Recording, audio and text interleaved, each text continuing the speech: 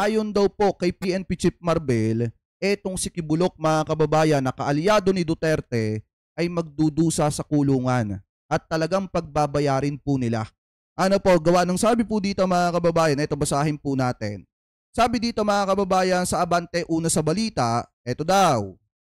Sisiguraduhin umano ng Philippine National Police, PNP, na magdudusa sa kulungan si Kingdom of Jesus Christ KOGC leader Apollo Kibuloy.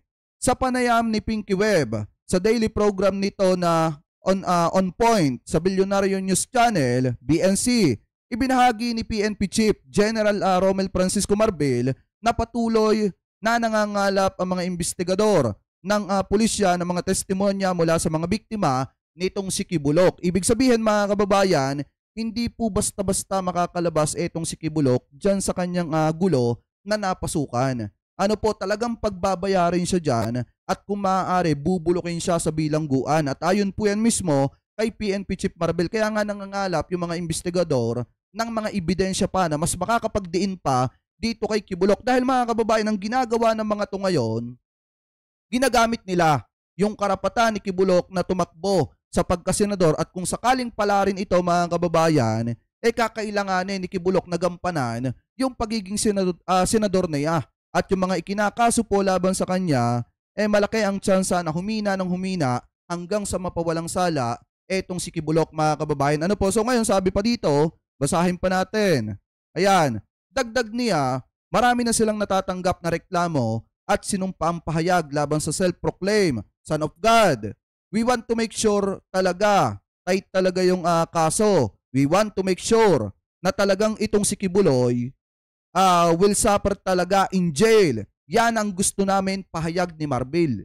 Ibig sabihin mga kababayan, talagang bubulukin sa bilangguan itong si Kibulok kapag ka napatunayan at naging matibay yung ebidensya laban po sa kanya. Ano po, kasi yan po yung gusto ng ating mga kapulisan mga kababayan, ang pagbayarin etong si Kibulok sa kanya mga kasalanan na nagawa. Ano po, so sabi pa dito mga kababayan, nakaharap si Kibuloy sa mga kasong child abuse, qualified human trafficking, may mga kaso pa siyang kinakaharap sa Amerika tulad ng conspiracy to engage in sex trafficking by force, fraud, coercion, sex trafficking of children at bulk cash smuggling mga kababayan. So ngayon, dito sa kinakaharap niya naman kaso sa Pilipinas, medyo mahihirapan mga kababayan etong si Kibulok na makalusot dito. Ano po, kahit pa sabihin na ginagamit niya yung karapatan niya na tumakbo bilang isang senador para nga naman kung sakaling manalo siya, kakailanganin niya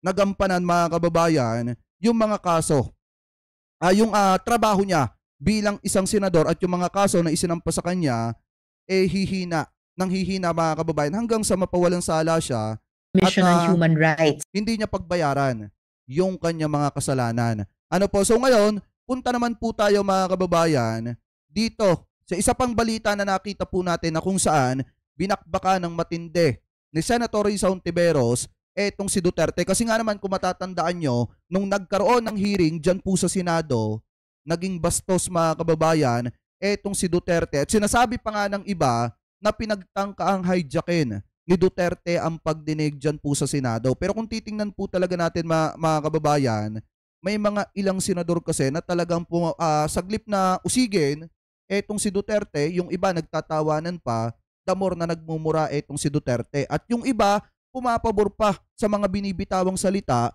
nitong si Duterte. So ngayon, pakinggan po natin etong interview ng Philippine Star dito po kay Senator Risa Hontiveros kung ano po yung masasabi niya hingil po sa mga naging pahayag nitong si Duterte dyan po sa Senado. Ano po, i-play na po natin. Ako pa, sino kaya yung manhid na nagpasimuno niyang war on drugs na yan? Talagang hindi kami on the same page ni Duterte. We're not even in the same book. We're not even in the same library. At salamat sa Diyos naman. Alam namin busy kayo ngayon. And ang dami namin nalalaman sa mga investigations nyo, no? Kaya lang yung last, meron yatang konting mga negative reaction na hijack daw yata. Na hijack yata ng kampo nila former President Rodrigo Duterte yung session. Ano po yung masasabi niyo, yung mga observations na ganon? Sinubukan niya talagang i-hijack tulad ng sinubukan niyang i-hypnotize tayong lahat nung 6 na taon na siya'y Yes. presidente. Oo, pati yung kultura at pakiramdam ng takot na ibinagsak niya talaga sa mga komunidad, lalo na sa pamamagitan ng war on drugs niya. I'm sure sinubukan niyang i-cast ulit yung spell na iyon nung unang hearing namin. Alam niyo, dalawa yung tingin ko dito Koko, tatanungin nyo. Doon sa sinasabing sinubukang hijackin, nitong si Duterte yung pagdinig doon sa Senado. Kasi nga, kung titingnan nyo mabuti, habang on process mga kababayan yung hearing, di ba mas nangibabaw yung boses nitong si Duterte. Mas nangibabaw na magsalita itong si Duterte. Pero sa kabilang banda, ang tingin ko rin dito mga kababayan, parang hinayaan lang etong si Duterte na magsalita ng magsalita hanggang sa maikanta niya yung mga dapat malaman ng taong bayan mga kababayan. Kumbaga, parang ano lang parang hinagisan mo lang ng buto yung aso para lumapit sa iyo. Parang ganon yung nangyari dito kay Duterte. Hinayaan lang siya ng mga senador, mga kababayan, na magsalita hanggang sa naikanta ni Duterte yung mga bagay na gustong malaman ng taong bayan. Pero kung titingnan natin, doon naman sa usaping hinayjack, talagang pinagtangkaan nga niya. Dahil kung titingnan yung mabuti, kapag ka yung usapan kasi lumalalim na at umiinit na, biglang nagre-react na yung mga senador na kaalyado nitong si Duterte. At biglang nagkakaroon ng pansamantalang suspension mga kababayan dun po sa hearing. Ano po, kapag ka tumataas na yung boses nitong si Digong, hindi na magkaintindihan etong si Bato de la Rosa at yung ibang mga senador na kaalyado nitong si Duterte. Ano po, so ngayon ipagpatuloy pa natin. Mabuti na lang nandun mismo yung mga pamilya, mga victim survivors na mga biktima ng EJ case, sina Father Flavi at yung isang witness na na-present niya. Si Kuya Randy na tito ni Kian de los Santos. Nandyan din si Attorney Chel Jokno at yung isang witness na ipepresent namin si Sir Roger sa susunod na hearing. Pati si dating Senador Laila De Lima ay nandun at sa susunod na hearing, ipipresenta niya yung kanyang tinatapos na pag-aaral pagkumpara sa mga EJ case nung panahon ni dating Mayor Duterte sa Davao City at yung mga EJ case sa ilalim ni dating Presidente Duterte nung war on drugs. Sila yung pinakamalakas na magic para basagin yung spell na akala ni Duterte ay pwede niyang ihasik ulit na parang isang lagim na naman. Tsaka alam nyo mga kababayan, ang tindi nung lakas ng loob ni Espinido.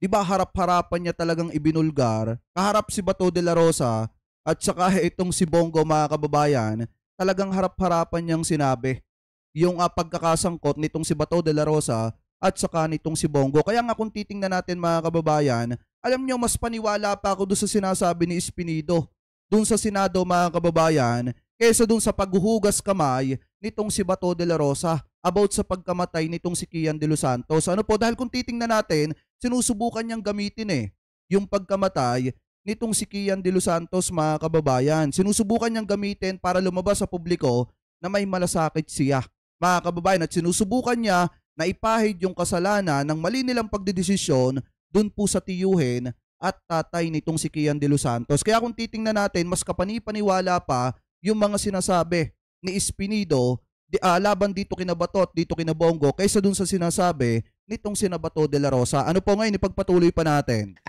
Doon sa Senado, sa ating buong publiko. At kita naman din natin, Miss Ami, sa mga responses ng ating mga kababayan, pati mga netizens, we Filipinos saw through him. We see through him. At dadalin talaga natin ito hanggang sa dulo ng hinahanap na katotohanan at hustisya ng mga victim survivors sa DOJ man yan or sa International Criminal Court. Yun ang Senator, nanalo po si former President Duterte by a landslide on a promise to kill. At nung nagsasalita siya sa Senado, he was appealing again to this segment of the population na gusto yung kanyang hardline stance. In fact, he was so proud of it. At sinabi nga niya, no, nagkasagutan kayo, ako, bastos ako, walang hiya ako. Ganon talaga ako. Bastos ako. Walang hiya ako. Kasi galing ako sa baba. Ano po yung tingin nyo sa kultura natin? Nawala na po kaya yon o pawala na kaya yon? Seeing all these horror stories coming out sa Quad Committee at sa Senado, sa tingin nyo, mawawala kaya yon o nandun pa rin yun? Palagay ko may latak pa rin na nandun. Pero pakiramdam ko rin, Miss Ami, dahan-dahan hinahawi natin yan. Dahan-dahan gumigising tayo sa bangungot na yan at hinaharap natin yung napakapait na katotohanan. Ito yung isang sinabi ni Rafi Lerma ng Nightcrawlers. Naalala ko nung pinasinayaan yung dambana ng paghilom ni na Father Flavie Villanueva, yung sa kanilang program Paghilom. Sabi doon ni Rafi na yung pinakamasakit sa kanya bilang photojournalist sa mga EJKs ay na parang natanggap ba nating mga Pilipino, napayagan ba natin yon nung panahon ni Duterte. So, palagay ko isa sa importanteng gawain natin yon. Basagin natin yung myth na yon na hinabi ng strongman Duterte, ng tatay na gagawin ang lahat ng mga teribleng iyan para daw sa mamamayan. Pero sa totoo lang ay naging madugong gera laban sa mga mahihirap, hindi talaga binuwag. Alam nyo, ito kung tutuusin talaga mga kababayan, ako nung panahon ng Duterte administration, talagang sinuportahan ko mga kababayan yung war on drugs nitong si Duterte. Kasi nga ang akala ko, ang uunahin niya mga kababayan, eto alam ko naman lahat tayo sumuporta doon. Dahil nga ang akala natin, ang uunahin niya mga kababayan, yung mismong pinagmumula ng problema. Ano ba yung mismong pinagmumula ng problema? Siyempre, yung mga puno ng pagpapakalat ng ipinagbabawal na bato, which is yung mga drug lord, mga kababayan, bago yung mga nasa laylayan ng Pilipinas. Kaso nga lang ang problema, ang nangyari kasi, ang inuna niya, yung mga nasa laylayan ng Pilipinas, at yung mga puno yung hindi niya pinunteriya. Bagkos mga kababayan, nagkaroon pa ng posisyon sa kanyang gobyerno. Yung isa nga na drug lord alleged mga kababayan na si Michael Yang, ano bang nangyari sa kanya nung panahon ng Duterte admin?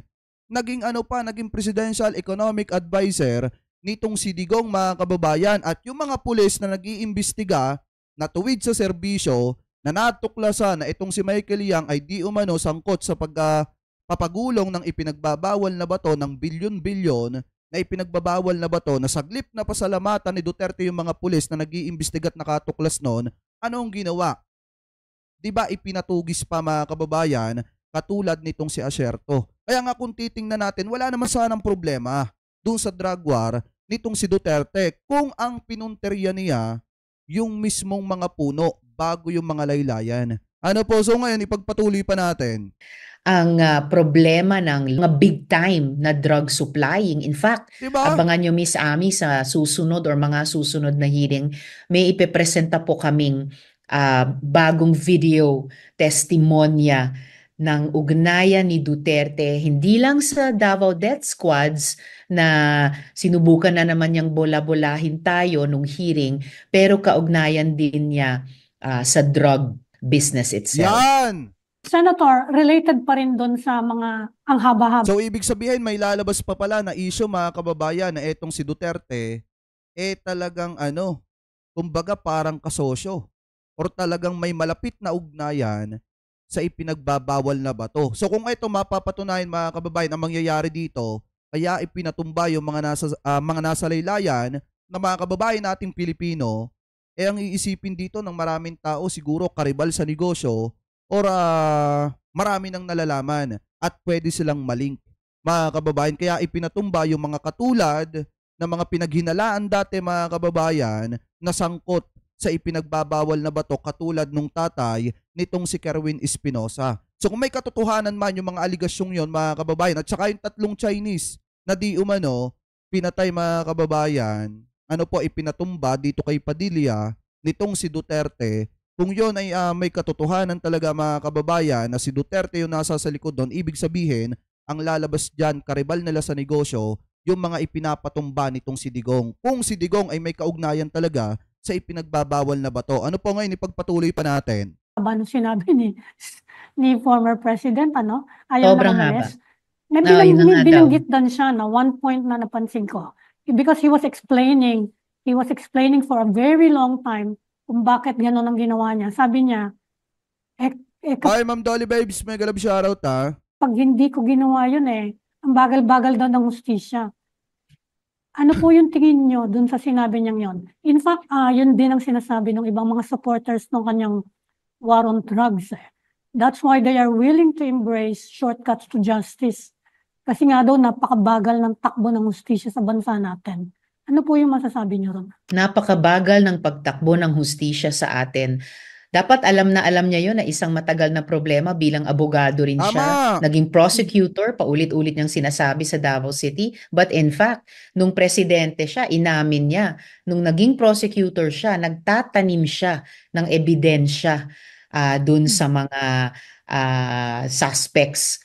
At saka mga kababayan, doon sa ginawa niyang yon, yung mismong inamin niya nung siya ay prosecutor pa lamang na nagtatanim siya ng ebidensya, alam niyo yung inisip ng maraming kababayan natin, kaya bumabagal ang hustisya dito sa ating bansa, sa Pilipinas, ay dahil ang karamihan or iba sa mga prosecutor, mga kababayan, ay trabaho ang magtanim ng ebidensya. Hindi po sa nilalahat natin at sinisiraan natin, mga kababayan, ang ating mga prosecutor. Pero dahil sa pahayag ni Duterte na yon, na nagtatanim siya ng ebidensya, iisipin talaga ng marami sa mga kababayan natin na kaya bumabagal yung justice system dito sa ating bansa. Kasi nga yung iba nagtatanim ng ebidensya at yung iba ginugulo yung paggulong ng kaso, mga kababayan, at pagdinig sa mga hukuman. Kasi nga may taniman na nangyayari at may anomalya na nangyayari, mga kababayan. At yan ay dahil sa sinabi nitong si Duterte. Kaya naging ganon ang tingin ng mga kababayan Pilipino po natin. So ngayon, ipagpatuloy pa natin.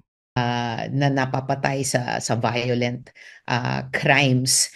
So ngayon, kapalit nung pagreforma sa justice system na lalo niyang minamaliit, itong shortcut niya na napakadugo na war on drugs, nakikita natin hindi lamang nasakripisyo yung karapatang pantao ng libo-libong mga Pilipino, pero tingnan natin, ano bang resulta ng kanyang pinagyayabang na war on drugs? Nag-improve ba yung problema natin sa problematic drug use?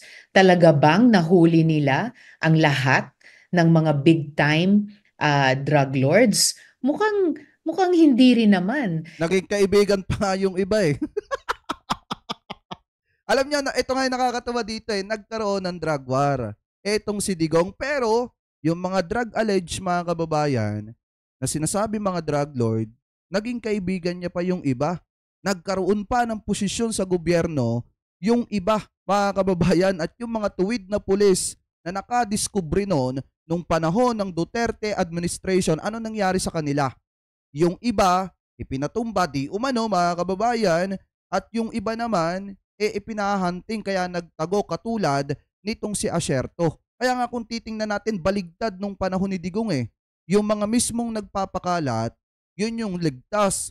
At yung mismong mga biktima na gumagamit lang, mga kababayan, yun yung nauuwi or humahantong sa kamatayan. Ano po, so ngayon ipagpatuloy pa natin. And in the meantime, yung alternatibong sinusulong natin mula pa sa simula nung kanyang madugong war on drugs, yung public health approach sa problematic drug use, yung harm reduction. Sa wakas, ngayon, tinitignan ulit niya yan ng Departments of Justice and Health dahil nakikita sa karanasan ng lahat ng mga bansa sa mundo na nagsubok ng ganyang war on drugs kuno.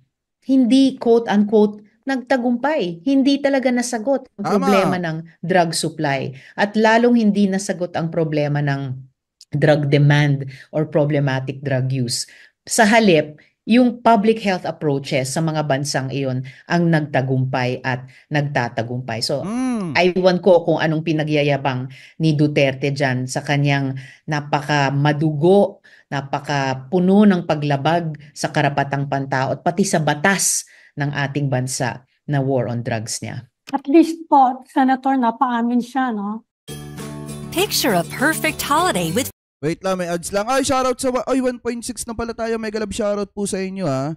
Sa mga hindi pa nakakapag-like dyan, like po natin yung ating live streaming mga kababayan. Maraming salamat po, pagpatuloy pa natin.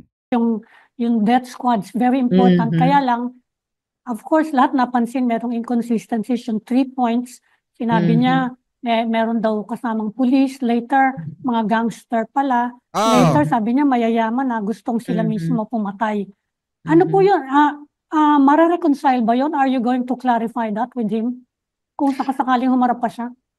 Kung humarap man siya ulit o hindi, ang importante ay nasabi niya ang lahat ng iyon, kahit contradictory sa isa't isa, nasabi niya under oath. At yan ay pinaalala din ni Senate President Cheese.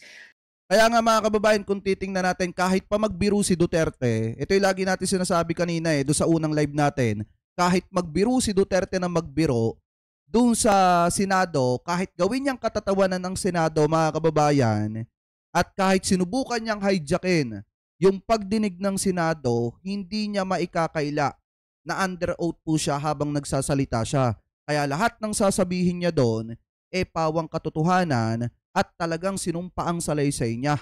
Kaya nga mga kababayan, kahit bawiin niya or hindi, yung mga binibitawan niyang salita doon, hindi niya na mababawi yon. Bakit?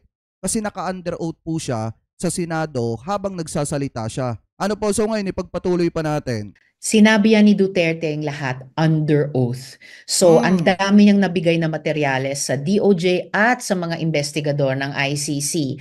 At ngayong araw na nag-uusap tayo, inanunsyo ni dating Senador Sonny Trillanes na nakuha na ng International Criminal Court ang transcripts ng unang pagdinig ng aming Senate Blue Ribbon Subcommittee noong Lunes at kanila nang maaaral para sa kanilang paghabol sa accountability ni Duterte. Senator, nakausap po namin si Senator Coco Pimentel at sabi niya yung mga transcripts kung gustong gamitin daw for prosecution, kailangan daw i-certify ng Senate.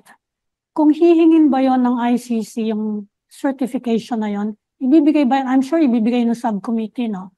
Pero kung ibibigay siya sa plenary, sa tingin nyo, papayagan yon ng mga senador? Tinatanong ko lang to kasi marami nakapansin na mukhang marami-rami yung kakampi din ni former President Duterte doon sa Senate, no? Hindi lang sila Senator Bongo, hindi lang si Senator Bato de la Rosa. Sa tingin nyo, papayagan kaya yon ng plenary?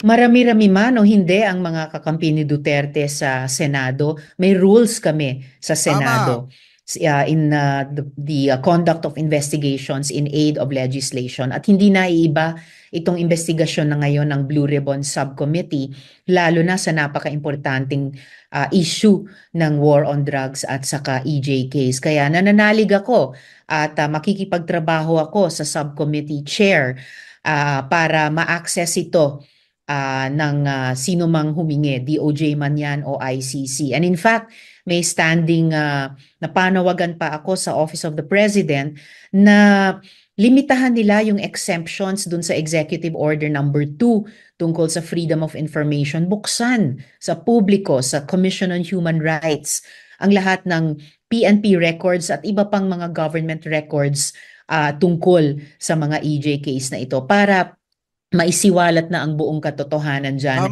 at makakuha nga ng hustisya ang mga pamilyang naulila. Speaking of the Senate rules, meron ding mga nagpuna na si Senator De La Rosa, who was the former PNP chief ni former President Duterte. And in fact, umaamin siya na siya yung architect ng Oplan Tokhang, as well as Senator Bongo, pinayagan daw na magtanong pati sa resource persons when they were actually, dapat daw ang trato sa kanila well, hindi naman suspect pero hindi daw dapat na nagtatanong. Sa tingin nyo, dapat naman nga talaga mga kababayan for delikadesa. Eto, in my own opinion ko tatanungin nyo, dapat kasi etong sina Bato de la Rosa, umupo sila doon hindi bilang senador. Dapat umupo sila doon sa hearing na yon bilang resource person. Bakit mga kababayan? Kasi unang-una, si Bato de la Rosa, si Bongo at si Duterte, sila yung subject nung extrajudicial killings at saka nung drug war, mga kababayan. Kasi panahon nila yun Panahon na sila yung nasa kapangyarihan nung mga panahon na isinasagawa yung mga ganyang bagay. Kaya nga kung titingnan natin, dapat hindi sila nagtatanong doon Saan ka ba naman nagkatala mga kababayan? Kayo yung subject, isa ka sa kasama doon sa subject na dapat tinatanong, pero ikaw yung nagtatanong at ikaw at nagagamit mong Senado, yung hearing, para depensahan yung sarili mo at yung kaalyado mo. Kaya nga kung titingnan natin, marami rin naman na nagsasabi nito, hindi lang naman tayo, for delikadesa mga kababayan, dapat nag-inhibit na lang sila, si Bongo at si Bato de la Rosa, or di kaya naman umupo sila doon sa upuan ng mga resource person, hindi bilang isang senador, kung hindi bilang isang resource person doon sa Senado. Mga kababayan, at dapat hindi sila nagtatanong at sila dapat ang tinatanong mga kababayan. Ano po, in my own opinion. So ngayon, ipagpatuloy pa natin. Dapat man lang daw, dapat pinaupo kasama ni President Duterte, katabi ni President Duterte, who was willing to be treated as a witness. Ano po yung masasabi niyo ron? At babaguhin niyo ba yon na papayagan pa rin ba yung dalawang senador na alam naman nating, well, hindi natin alam, pero yun ang sabi ng mga witnesses na merong involvement, baka merong involvement dun sa war on drugs. Sa susunod Kasi sa totoo lang, gamit na gamit ang Senado ni Bato de la Rosa at saka ni Bongo. Gamit na gamit nila ang Senado para idepensa ang kanilang sarili.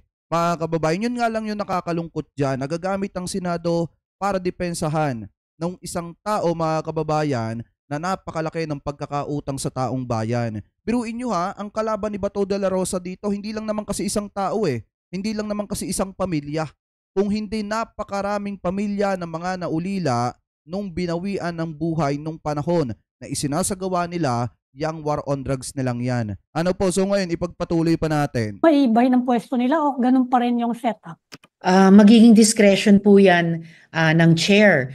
Ang bawat isa sa amin sa Senado ay may prerogative na i-inhibit ang sarili namin or tumayo bilang resource person. Then there are precedents. O di ba mga kababayan, nasa sa kanilang mga sarili na lang. Kaya nga for delikadesa, ano dapat ginawa ni Bato? Dapat namili magtanong, saglip na sila yung tanungin. Ano po, so ngayon ipagpatuloy pa natin.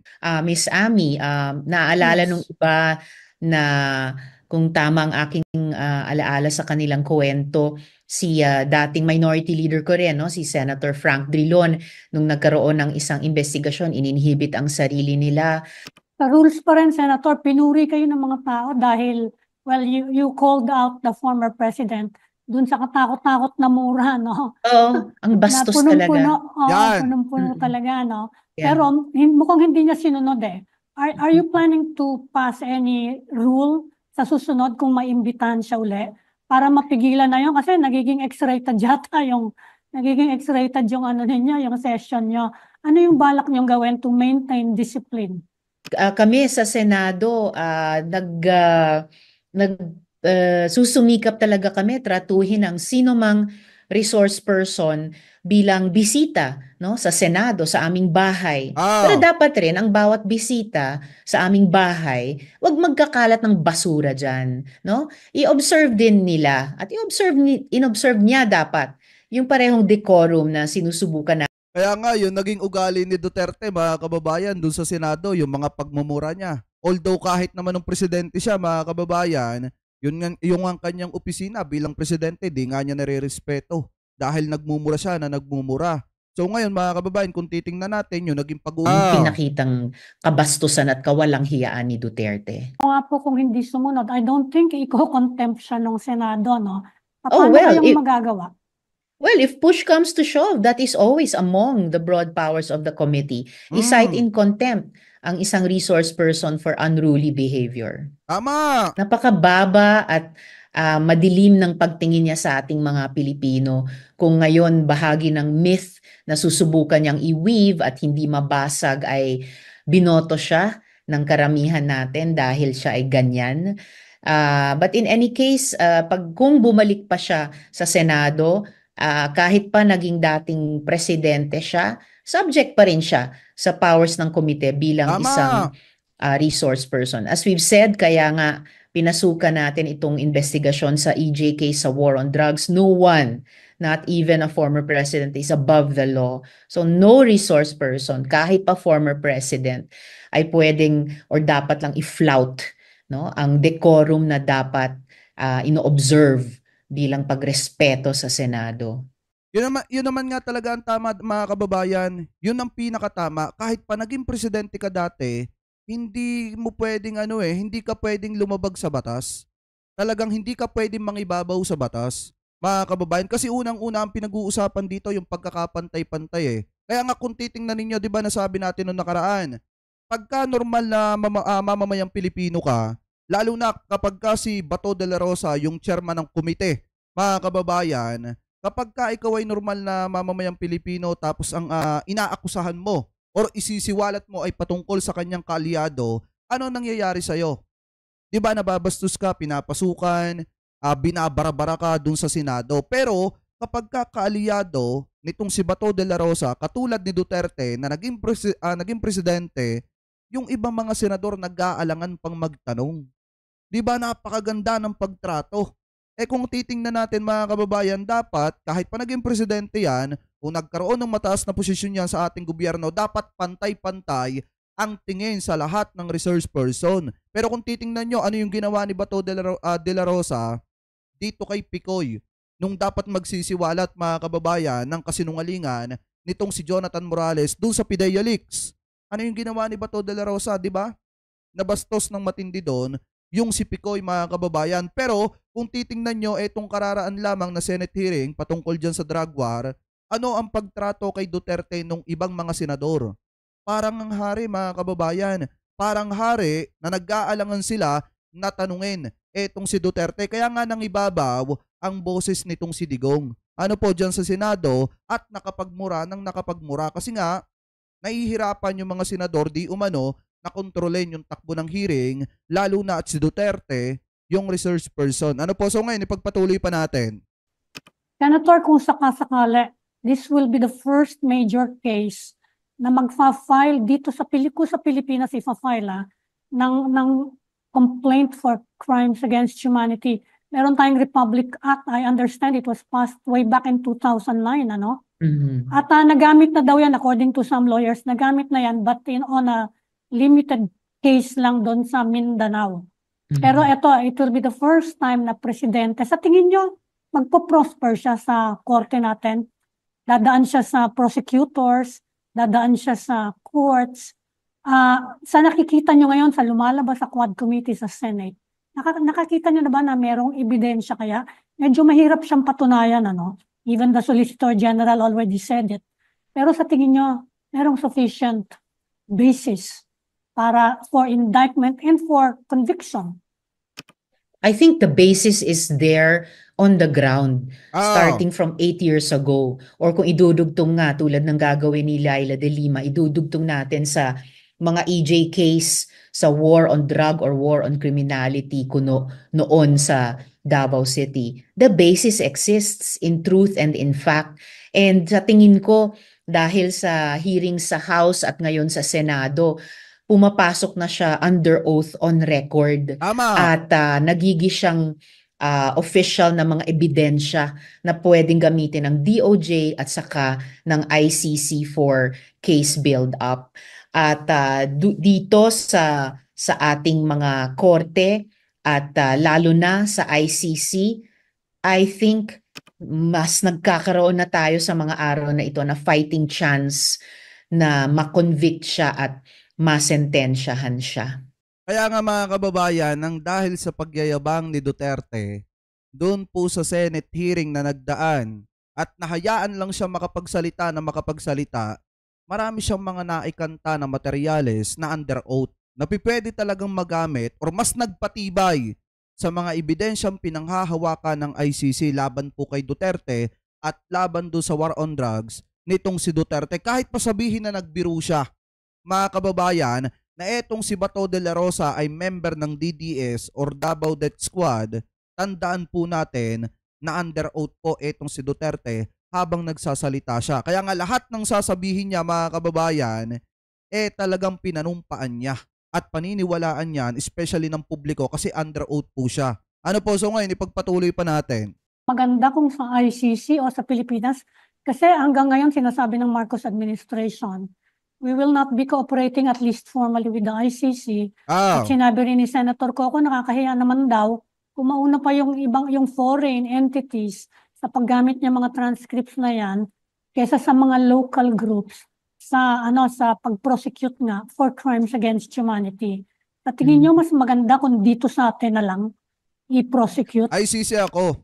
Sa tingin ko, whether dito sa ating justice system or sa ICC, yan ay matter para desisyonan both ng mga otoridad dito sa Pilipinas at yung mga opisyal ng ICC. Ang importante, saan man ito maganap at bawat isa ay may kumbaga basis to initiate judicial action. Ang pinaka-importante ay magkaroon ng platform ang mga pamilyang naulila ng war on drugs, yung mga victim survivors ng EJ case, na masabi ang kanilang katotohanan before a court at mabigyan ng korteng iyon ng hustisya. Pero Coco, tatanungin nyo kasi mga kababayan, eto opinion ko lang naman to. Nasa sa inyo kung ano yung opinion ninyo. Sa akin, mas maganda kasi kung sa ICC siya. Bakit mga kababayan? Dahil habang dinidinig yung kanyang kaso, naando dun siya sa The Hague, Netherlands. Kaysa naman dito sa Pilipinas mga kababayan, na kapag ka natapos yung term nitong si PBBM at nanalo yung mga kaalyado nila at nagkaroon ng mataas na posisyon sa gobyerno mga kababayan, magkakaroon ng padrino system. Di ko naman sinasabing ganun nga ang mangyayari, pero ito opinion ko lang, personal opinion ko lang. Magkakaroon ng padrino system hanggang sa malalakad itong mga kasong isinampa kay Duterte na magiging dahilan para makalaya po siya. Ano po, ang isa pa dito mga kababayan, makakalaya si Duterte dahil matanda na siya at mabibigyan siya ng parol kung dito sa Pilipinas. Pero kung doon siya sa The Hague, Netherlands, habang buhay niyang pagbabayaran yung kanyang kasalanan, habang dinidinig yung mga kaso niya sa paglabag sa karapatang pantao ng mga kababayan nating Pilipino. Ano po, so ngayon ipagpatuloy pa natin. Kung kakayanin dito ng ating mga korte, sa kabila ng kakaunting kaso pa lang ang naihain sa tens of thousands na EJ case, at sa pagkaalala ko, 3 pa lang ang nagkaroon ng sentencing, yung sa kaso ni Kian De Los Santos, sa kaso ni Carl Arnaiz at si Kulot, at sa kaso din lately ni Jemboy Baltasar. Kung sa kabila nung ganyang manipis pa na track record ay kakayanin itong kaso laban kay Duterte dito sa ating mga korte, well and good. At kahit na if and when hindi kakayanin dito, nandyan pa rin ang ICC. So dito sa loob o sa labas ng bansa, the law or international law can finally come to the aid sa mga pamilyang naulila ng EJ case. Ang pinaka-importante ay hindi kung saan mangyayari ang hustisya, kundi yung na dapat mangyari ang hustisya at dapat mapasakamay ito ng mga naulila. Senator, very revealing po yung mga nalalaman natin ngayon from the Senate and of course the Quadcom. Pero ang tinatanong ngayon ng lahat ng tao, what's next? Ano po ang pwedeng mga reformang nakikita nyo? Anong pwedeng, especially of course laws, na pwedeng gawin para hindi na maulit to? Kasi sinasabi ng mga tao, napakatagal na netong kultura na to ng violence in the Philippines. And in fact, kaya nga daw nanalo si Duterte at baka magkaroon pa uli ng ganyan, dahil nga yung kulturang yan na hindi pa naaalis. Ano po yung nakikita niyo mga possible pieces of legislation na pwedeng gawin para hindi na maulit to? It's a horror story, no? Yeah, bangungot talaga. And ilan sa mga sandata natin para sabugan na ng ilaw yung nakaraang bangungot na yan at mapigilan in the light of day na ever manumbalik ang ganyang bangungot ay precisely yung ating mga polisiya, yung ating mga batas. Mga instrumento din yan para mabago ang kultura at patuloy na ma-internalize ang isang kultura na talagang nagpapahalaga sa buhay at karapatan ng tao. And then in large part also, importante yung oversight function ng Senado o ng buong Kongreso na yung ating mga kasalukuyang batas tungkol sa karapatang pantao o yung mga kasalukuyang rules ng bawat institusyon. Halimbawa, yung Manual of Procedure ng Philippine National Police, yung kanilang continuum of force na Mm. maari o dapat gamitin sa police operations, ito man ay drug enforcement operations o hindi, ay talagang napapatupad completely and well. And of course, sa ngayon, Miss Ami, nasa gitna kami ng budget debates sa Senado. So, importanteng policy instrument ulit para singilin at moving forward naman siguruhin na tamang i-allocate at gagastusin ang pondo ng gobyerno, ang buwis ng mamamayan, buwis pati ng mga pamilyang inulila ng extrajudicial killings, Tama. gamitin ng tama ng ating gobyerno. Usaping pangkalusugan man tulad ng problematic drug use, usapin man ng law enforcement tulad ng sinasabing government action on drugs at lalo na tungkol sa karapatang pantao na never dapat nangyari yung EJ case at never na dapat mangyari ulit. Tama. Meron po ba kayong mga nakikitang initiatives to improve the criminal justice system? Alam ko po na ang Supreme Court ang in charge dyan, mga judicial reforms. Kaya lang, ano kaya ang pwedeng gawin doon ng Kongreso?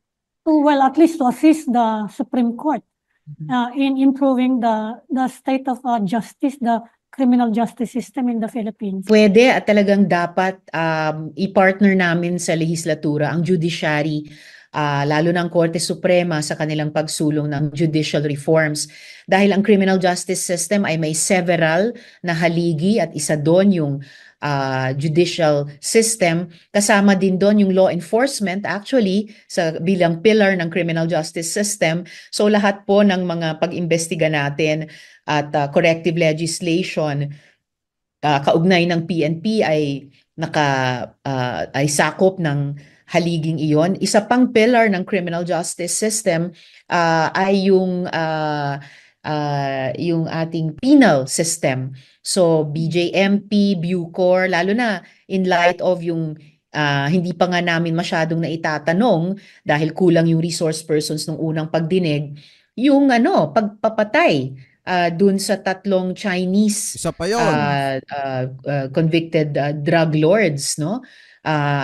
Kaugnay nung Ay, shoutout kay Kuya Yi ha. Mega love shoutout na napakasarap. Yun na nga, yung EJ case, yung reward system, no?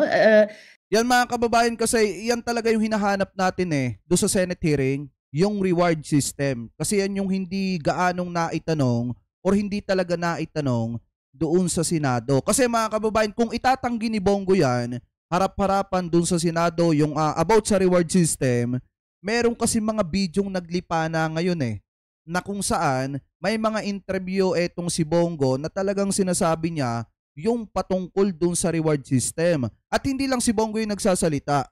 Kung hindi maging si Duterte, mga kababayan, katulad nung 3 milyon na reward money, mga kababayan. Diba? Kaya kung titingnan natin, dapat ang isa sa mga matitinding na itanong kay Duterte yung about dun sa reward system na hindi gaanong napagtuunan ng pansin ng Senado. Ano po, kasi may mga salita talagang binitawan si Duterte nung mga panahon na siya pa ay presidente. Mga kababayan, ano po, so ngayon ipagpatuloy pa natin. Sinasabi nga napaka-perverse incentives yan. Kaya rin nagpatuloy at dumami ang EJ case. Imagine, lumabas din sa unang pagdinig namin, walang reward para sa aresto. Ang may awards at pataas ng pataas, depende kung gaano ka big time yung pinatay nila, ay para sa EJ case. So, labas talaga sa kulambo ng dapat na mandate ng kapulisan natin na mag-aresto, magkalap ng ebidensya at maghain ng kaso. Saan pumasok dyan na maging punishers sila, no? Sa ilalim ng the punisher na si Duterte. Senator, limited po ang time natin kaya magsasegue ako. Napaka-defiant po ni former President Duterte. Pero may isa pa kayo din na inimbita recently na ganyan din, lahat deny. Si Pastor Apollo Kibuloy, of course. Ano po yung masasabi niya sa mga statement niya? Of course, everything was denied. Pero ano yung tingin niyo dun sa una niyong hearing with him? Well, akala ko ba nung nagtatago pa siya sa batas at nagpapato ng kung ano-anong kondisyon sa gobyerno bago siya mapapasakamay ng otoridad. Akala ko ba sinasabi niya sham investigation lang daw ang Senado. O ngayon na nagkaroon siya pagkatapos ng napakarami ng drama, nagkaroon na siya at yung co-accused niya ng pagkakataon na sagutin yung mga testimonyang napakabibigat na ibinigay ng mga matatapang natin na victim survivors, sina Ate Gingging, si Yulia, si Joar, si Edward, mula pa sa Canada si Dindo, and of course may iba pa no na may bago pang ang witness na iniharap yung PNP si Elias Marie. Pagkatapos ng lahat niyan, panay I invoke my right to remain silent and against self-incrimination. So hindi nila kinuha yung pagkakataon na ibigay ang kanilang perspektiba. Well, nasa sa kanila iyon, no? Kung naging ganyan na lamang sila sa Senado. Kaya nga mga kababayan, yung angas ni Duterte at saka ni Kibuloy, wala, sunog sa isang babae lang. Ano po dito kay Senator Risa Hontiveros, di ba nilalang lang nila etong si Senator Risa Hontiveros, lalo na nung mga panahon na nagtatago etong si Kibulok. Pero ano nangyari sa kanya nung umattend siya ng Senate hearing na kung saan naka-face to face niya etong si Senator Risa Hontiveros, di ba sunog etong si Kibulok mga kababayan. At etong si Duterte naman, ipinin-down niya yung kanyang sarili nung nakaharap niya etong si Senator Risa Hontiveros. Kaya nga mga kababayan, ako totally hindi sa inaano ko sinasabi ko sa inyo na suportahan siya. Pero hindi ko talaga ibinoto etong si Senator Risa Hontiveros. Pero ang nakikita ko mga kababayan, noong nagkaroon ng mga Senate hearing, siya lang talaga yung isa sa masasabi nating senador nakakampi ng mamamayang Pilipino sa oras na kailangan ng hustisya ng mga kababayan natin. Kapag ka ang kalaban nila mga big fish na katulad ni Digong at saka nitong si Kibulok. Ano po, so ngayon ipagpatuloy pa natin. Pero sa kanilang mga kaso, magagamit yung mga testimonya, pati na mga resource persons sa Senate hearing. Sa dami ng nagtestigo, lalo na doon sa sexual abuse, na magkakapareho talaga ang pattern ng ginawa sa kanila at kanilang naranasan, napakahirap po paniwalaan ang blanket denial ni Kibuloy. Senator, dyan sa problema na yung human trafficking, especially yung child sexual abuse, isang problema na kahit yung mga advocates ng issue na yan na sinasabi, isang problema yung mga guardians mismo at kung minsan yung mga magulang mismo ang nagbubunsod dun sa mga bata na ma-exploit nga Ano kaya ang pwedeng gawin sa ganyang problema? Especially yung online child sexual abuse, di ba? Isa yan sa pinakamalaking problema. Ano kaya ang pwedeng gawin dyan, Senator? Napakasakit talaga na nananatili tayong hotspot niyang OSAEC or online sexual abuse and exploitation of children. At pinakamasakit na karamihan ng mga suspected or napapatunayang perpetrators ay mismong mga adults na dapat pinaka-responsable para alagaan at protektahan yung mga bata, mga magulang, mga guardians, iba pang responsible adults. Kaya malaking trabaho po talaga. Sabi nung isang DD, yun daw pinaglalaban natin, justice daw para sa mga kriminal. Hindi naman sa ganon. Gaya nga ng sabi ko sa inyo nung nakaraan, wala tayong pakialam doon sa mga kriminal. Ang pinaglalaban natin dito, yung mga inosenteng nadamay at naging biktima ng extrajudicial killings nitong si Duterte, nitong si Digong mga kababayan. At pangalawa, dapat mga kababayan, idinadaan nila yan sa due process, hindi po ipinapatumba.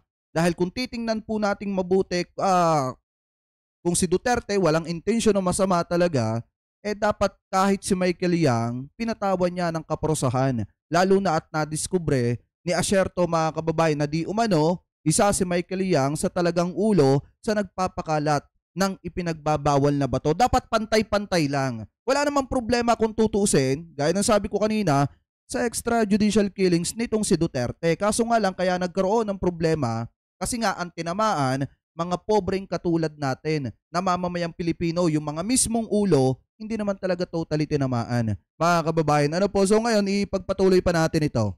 Yung pag-enforce talaga ng ating mga dati na at mga bagong na ipapasang batas para tandaan nyo mga kababayan ha, ang pinag-uusapan natin dito yung mga inosenteng biktima ng extrajudicial killings nitong si Duterte or nung AJK at saka nung drug war niya. Pangalawa, dapat idinadaan sa due process. Dapat ang ginagawa nila nung panahon na sila ay nasa kapangyarihan, ang kanilang direktiba, hulihin ng kriminal, ikulong at litisin. Mga kababayan, litisin at ikulong at pagbayarin. Dapat ganon, hindi i-eliminate at bigyan ng reward, patungan ng reward sa ulo para itumba at udyukin or i-provoke na manlaban para palabasin na nanlaban. Mga kababayan, ano po? So ngayon, ipagpatuloy pa natin. Ma-educate ang lahat kung papaano mapigilan ang ganitong pang-aabuso sa mga bata sa kamay pa lalo na ng mga pinakadapat nag-aalaga sa kanila. Andyan po yung mga tungkulin ng ating local government units na mag-monitor na walang ganitong mga pang-aabusong ginagawa sa mga bata kahit na at lalo na sa loob pa ng kanilang mga tahanan o di kaya eskwelahan o iba pang spaces na pinaka dapat safe spaces sa mga bata at hindi sila doon inaabuso. Dinagdagan din po namin ng accountabilities at penalties kung pabaya o complicit yung mga social media platforms, yung mga online, mga internet service providers at saka mga financial intermediaries na nagiging daluyan nitong mga materyales at ng pera na ibinabayad at tinatanggap para sa ganitong isang pinakateribleng paraan ng pag-abuso sa mga bata. So ayun mga kababayan, ikat na natin dito. Isa lang yung maliwanag dito sa mga pahayag ni Senator Risa Hontiveros. Talagang si Duterte at saka si Quibulok nag-meltdown sa kanya. Kasi nga kung titingnan nating mabuti, una minamaliit ni Quibulok ang kakayanan ni Senator Risa Hontiveros. Pero nung nakaharap niya si Senator Risa Hontiveros, ano nangyari kay Quibulok? Hindi niya na masagot yung mga itinatanong ni Senator Risa Hontiveros. Eto namang si Duterte mga kababayan, nung nakaharap niya, etong si Senator Risa Hontiveros, marami siyang naikanta. Ano po kaya nga yung mga pagsasalita ni Duterte doon po sa Senate mga kababayan, talagang marami siyang nailaglag at inilaglag niya yung kanyang sarili. Hindi lang yung kanyang sarili, kung hindi nailaglag niya etong si Bato de la Rosa. At pangalawa mga kababayan, uulitin ko ulit para dun sa mga didishit na walang utak, ang ipinaglalaban po natin dito, hindi ko naman nilalahat. Yung mga didishit na walang utak ang ipinaglalaban natin dito, yung mga inosenteng biktima ng drug war nitong si Digong. At yung due process, mga kababayan, na dapat yung isang kriminal uhulihin or yung isang drug alleged uhulihin, pupusasan, lilitisin, ikukulong, pagbabayarin. Dapat ganon mga kababayan at hindi tutugisin at itutumba. Ano po at tataniman ng ipinagbabawal na bato at papalabasin, uudyukan na manlaban at papalabasin na nanlaban.